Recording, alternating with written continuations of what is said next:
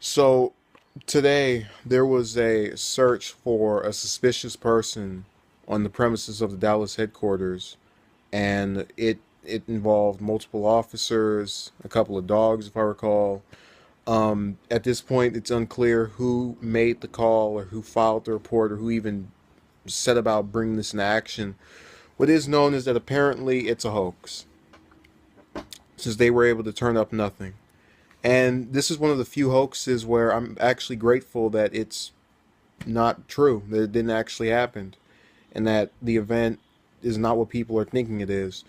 It's kind of funny, well, not really ha funny, but just sort of going together in the narrative when you think about the two killings that happened right before the Dallas incident and how that was sort of a retaliation for that, or it happened spontaneously. I was thinking if this was an actual suspicious person, it would be a follow up to the shooting we saw, which is still bad because again more people are endangered for no reason. But our world is just that unjust, and unfortunately, you have all of these different officers that are completely just they're so used to having their lives threatened.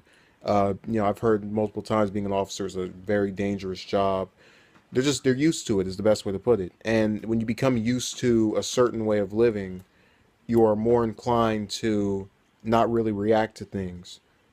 And I think given that event on Thursday, or whichever day it was, I think it was Thursday, it's very beneficial in or in their favor rather, for them to be on edge about this, because it's not something you can joke about. It's not something you can mock. It's something that you really have to spend time and put emphasis on.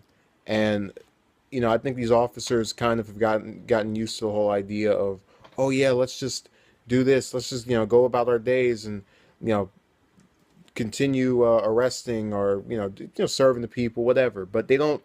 I feel as if this is if one good thing comes out of that shooting, if a single lone thing comes out, we're not going to get gun control. I know Obama's pushing for it. I know you have other people who are saying we'll get it. We won't, which is why I think gun control in this country is a joke.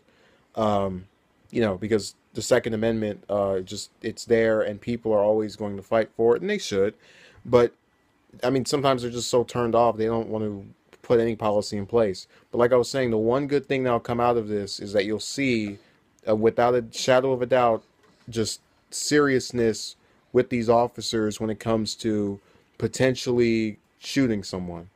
They'll be less likely. They don't want to start this mess up, and it's overall, it's good that they're going to have some ramifications for this. I just wish people didn't have to die, and it's sad to me because you have these people laying in the ground, and the ones who are still here either or are going to slightly change or alter their perspective based on what happened, express how they felt in a in some form of way, or just say they deserved it, as some people have been saying to me within the community that I'm familiar with. Well, it's a minority, but they're still there, and who's to say if this thing actually was true with the suspect, that wasn't the case, that he also didn't have that mentality, that he also didn't think, you already know it's a guy, that he also didn't think it's right to go after officers. Who's to say that's not the case? I think it is, and I'm bothered by it, and I really am glad that this is not real. I guess that's the best way to put it. So thank you for watching and have a good day.